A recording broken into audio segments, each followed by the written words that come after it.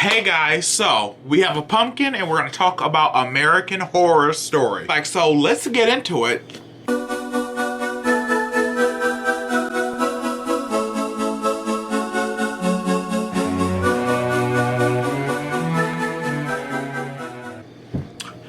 Okay guys, so I have my bag down here, I have my pumpkin, and I have alcohol and bleach over here. I always clean them and bleach on the inside, because if you clean them and bleach in alcohol, your pumpkins can last like a week and a half longer. Well, at least it's always worked for me. So, okay.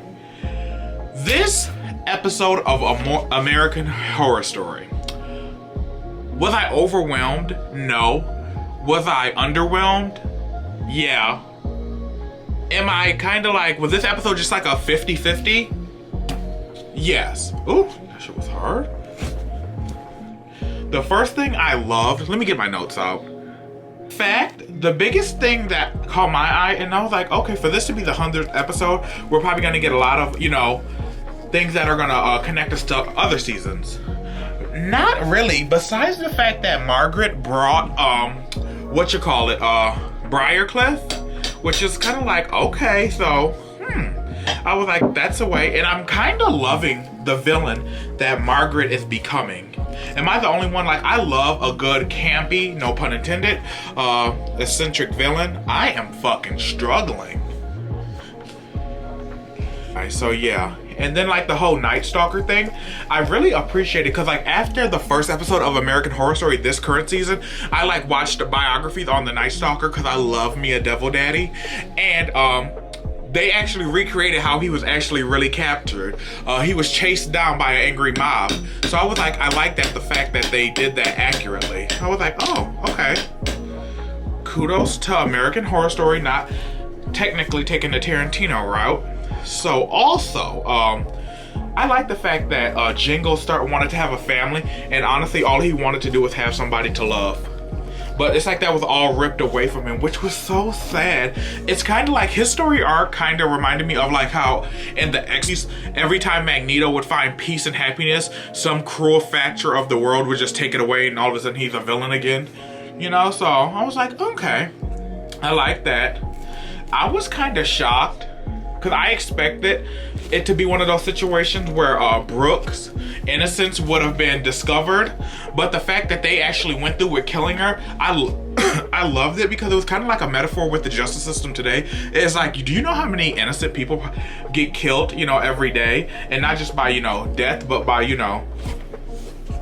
all types of, framings and stuff like that. And when Nurse Rita came back at the end and saved her, I was like, yes, bitch, because I was wondering where she went to. And when she came back at the end, she was like, hello. I was like, oh, this is gonna be interesting, because honestly, after this episode, I really don't know where the season's going. Like, not to say the season's all over the place, but it is. And I'm just like, oh, interesting. So this pumpkin is more difficult than the Roanoke storyline. What else do I want to talk about? Let me look at my notes. Okay, Margaret, the fact that she was having a profile on the lifestyle of the rich and famous, I was like, that fits her campiness so well. And the fact that the guy with the big dick, he survived, I was like, so let me get this straight. He survived, but the Olympic athlete, Chet, dies from drowning.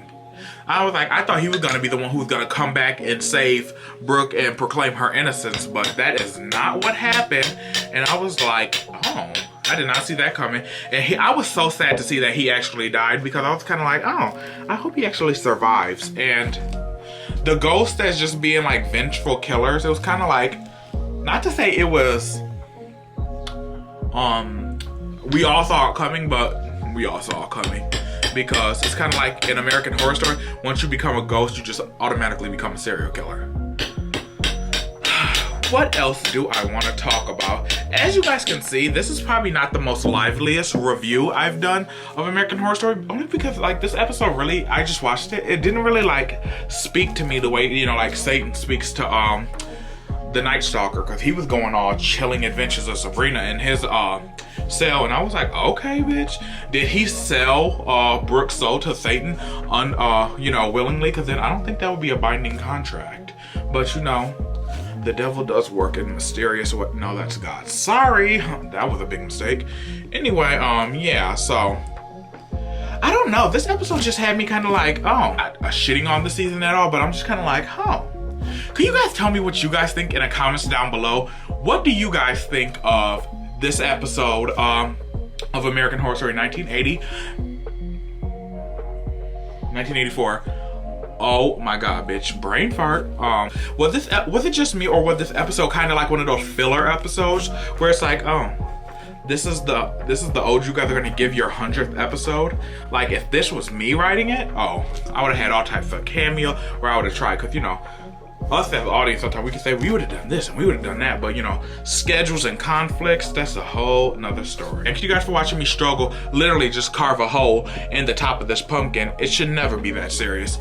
Yeah, so thank you guys. You guys have a good rest of your week, and I'll see you guys next time. Bye-bye.